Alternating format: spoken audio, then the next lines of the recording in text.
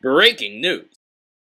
Sometime during the middle of November 2011, over 50 people had subscribed to my channel. This milestone was the first step to making a name for myself on YouTube. So, to celebrate, I decided to make a special 50 subscriber video. But then, a few problems started to arise. What exactly was I going to make for this very special video? Should I make another video game review? Or maybe a heavily edited gaming montage? And if I ever figured that out, would both my subscribers and my viewers like it? So basically, I had no idea what this video should be. But after about 2 weeks of thinking and planning, I finally had an idea. Why don't I make a video to show why everybody has subscribed to me before? Why everybody watches my gaming videos and my SSX3 videos and my Let's Play videos? I told myself that was a good idea. So, what did I do? I followed through with it.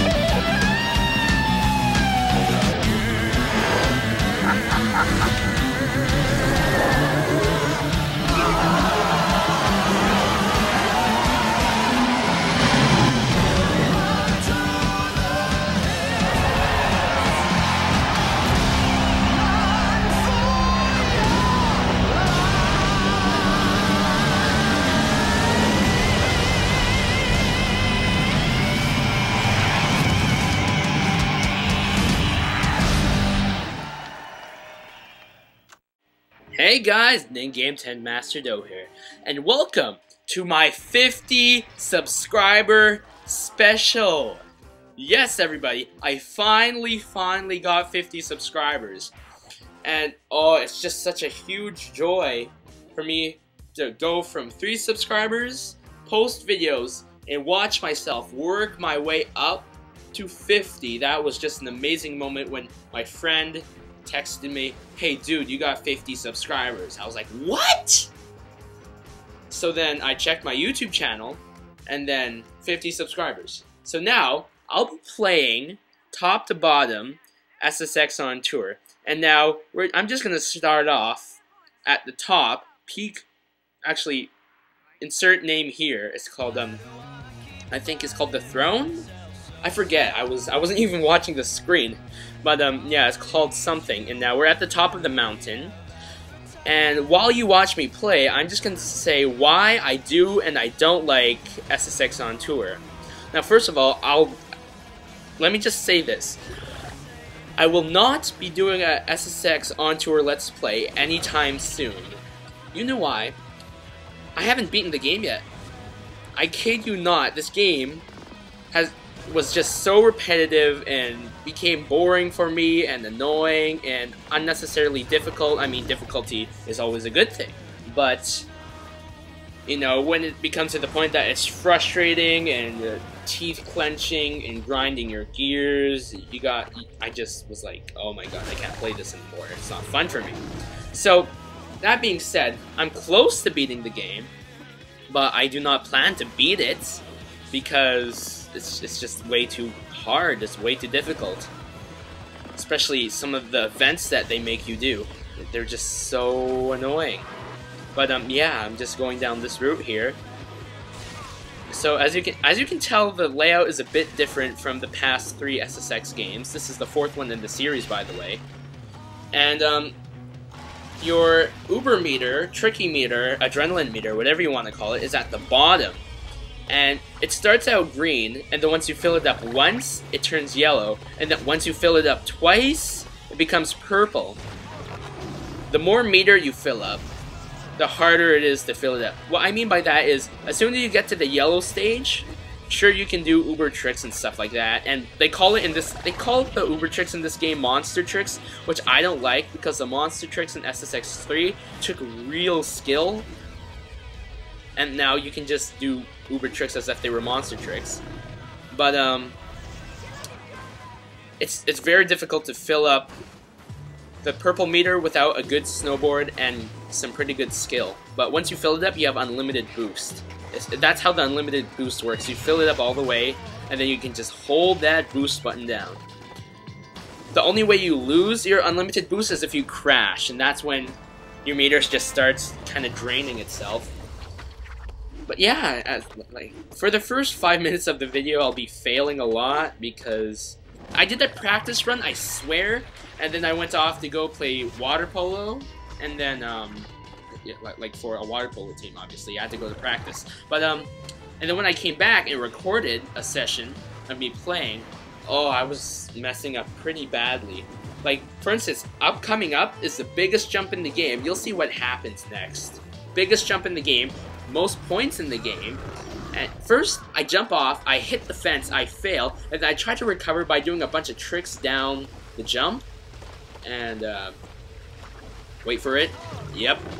I didn't do it fast enough. So I screwed up the biggest jump in the game, which was a huge disappointment to me. I was considering restarting my take, but I thought to myself, well, if I restart my take, I'm going to lose all the practice and all the backup and all the win. It's kind of a psychological thing, how you prepare for something and then you practice and then you do it, and then if you mess up and then you restart, you'll mess up some more. Like trust me, it's happened before. It's hard to explain. I hope you understand. But anyways, yeah. So, like I said, this game has a different style. You can kind of tell that it's not as cartoony. Not cartoony, but it's trying to be a little bit more realistic in terms of just graphical design and you know, it's going for a higher audience, like an older audience, what I should say, because you have all these weird drawings on the menu screens and then weird music, and they picked a weird font. Oh my gosh, 1 second.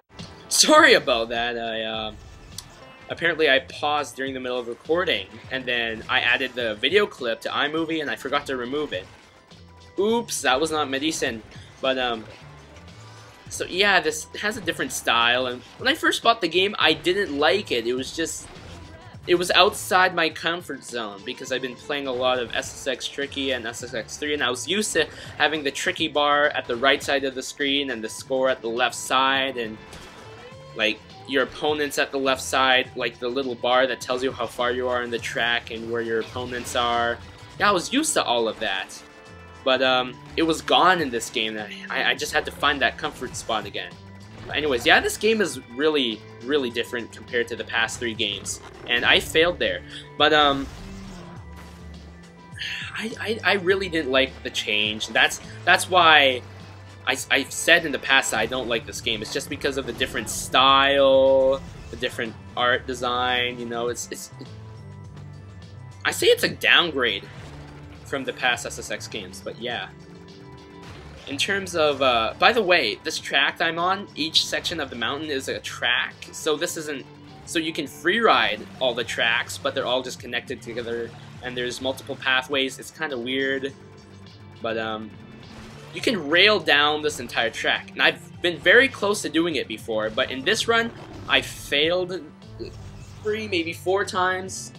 But I'm already at the end of the run, which is easily the best part about this game, is grinding down the entire track. Not only do you get a ton of points, but it takes a lot of skill to do so, and that's why it's so awesome. And I like it how EA designed the track to be like that. But anyways, how this game works is that you're on one mountain with 2 peaks and about 12 parts of the mountain, just kind of connected together from top to bottom, and you can do two times. Oh, what am I talking about? Okay, first of all, let's start with SSX 3. In SSX 3, to progress through the game, you had to do either race, freestyle earnings or free ride events to progress through the mountain. In this game, everything is unlocked to you from the get-go. Well, not everything. You have to play at least each track once to unlock it.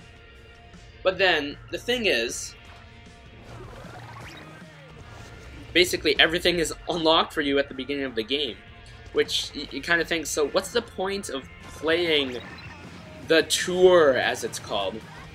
Well, as you do the two types of events, which I'll explain later, you'll earn hype, or that's like your reputation for the game, and then you go up this kind of chart thing with a bunch of other riders on it, and as you go up the charts, more difficult events will appear to you, but you'll get more money in the meantime. With this money, you can buy stuff for your rider, including new snowboards.